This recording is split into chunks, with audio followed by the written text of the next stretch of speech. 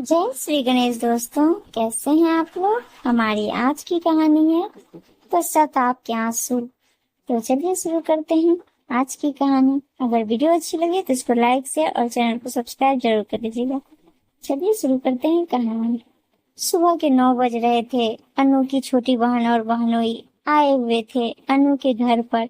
सब मिलकर चाय पी रहे थे। तभी अनु के पति शेखर के पास शेखर के बड़े भाई का फोन आता है कि जल्दी आ जाओ, तुम्हारी भाभी की तबीयत बहुत खराब हो गई है। अनु यानी मैं बहन को घर पर छोड़कर भाई साहब के घर गई।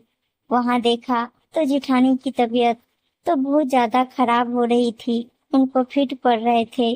थोड़ी थोड़ी देर में भाई साहब बहुत घबरा रहे थे। भाभी जी अक्सर बीमार ही रहती थी। उसका कारण अपनी शानो शौकत का हवाला देना और ज्यादातर बाजार का खाना पीना।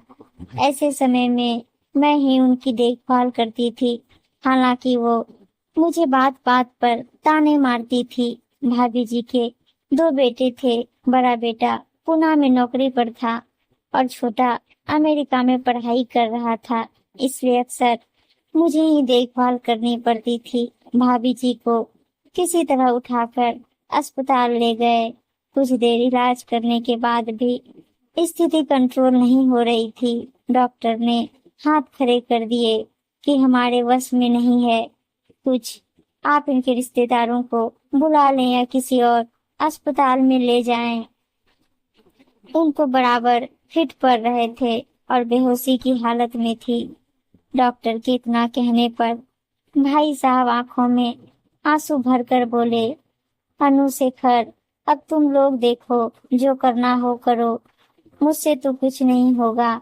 शेखर थोड़े हिम्मत वाले थे। फिर बच्चों को फोन किया और भाभी जी को दूसरे अस्पताल में ले जाने की तैयारी करने लगे। दूसरे अस्पताल में डॉक्टर ने देखने के बाद 48 घंटे का समय दिया और इलाज चालू कर दिया। कोशिश करते हैं, ठीक होता है तो ठीक, नहीं तो।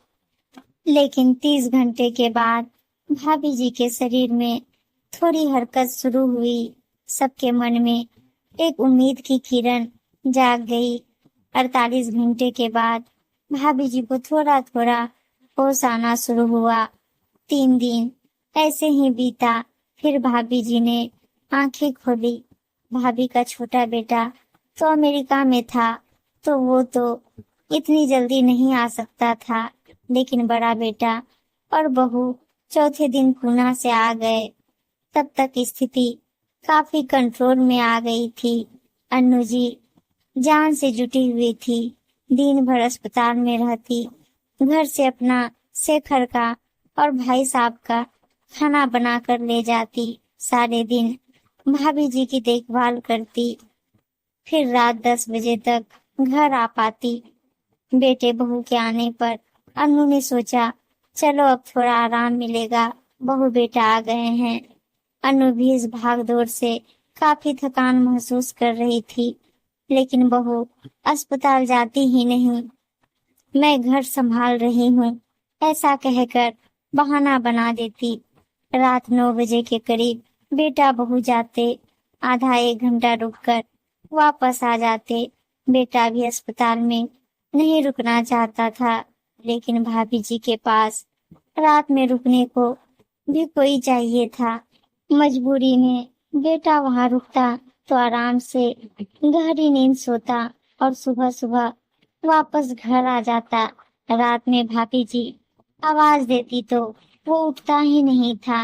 घर आकर अन्नू को फोन करने लगता कि चाची आप जल्दी से आ जाओ, मम्मी अकेली है, आप खाना के चक्कर में ना पड़ो, बाजार से खाना ले आएंगे।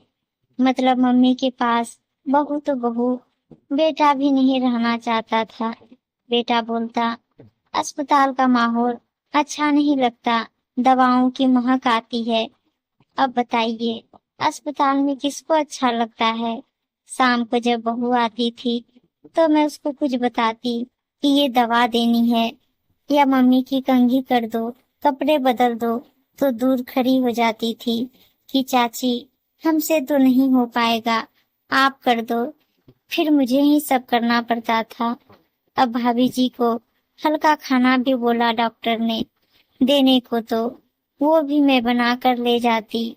इतनी सेवा और देख रेख देख कर बगल वाले बेड पर जो दूसरी महिला थी, उन्होंने मुझसे पूछ लिया, कौन है ये तुम्हारी मम्मी है क्या? तो मैंने कहा नहीं, मेरी जिठानी है। तो वो महिला बड़े आश्चर्य से बोली, जेठानी? जेठानी के लिए कौन करता है इतना? फिर 15 दिन बाद भाभी जी घर आ गई। भाभी जी हमेशा खूब सारे जेवर पहन कर रखती थी। अस्पताल में डॉक्टर के कहने पर मैंने सब उतार लिए थे, अपने पास रख लिए थे। जब भाभी जी वापस घर आ गई तो मैं वो जेवर वापस करने गई। आंखों में आंसू भरकर जेठ जेठानी बोले, अनु, तुमने जो समर्पण भाव से भाभी की सेवा की है, वो अपने बेटा बेटी भी नहीं कर सकते।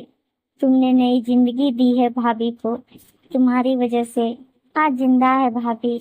मैंने कहा, मैंने तो अपना फर्ज निभाया है, बाकी जिंदगी देने वाला तो ऊपर वाला है।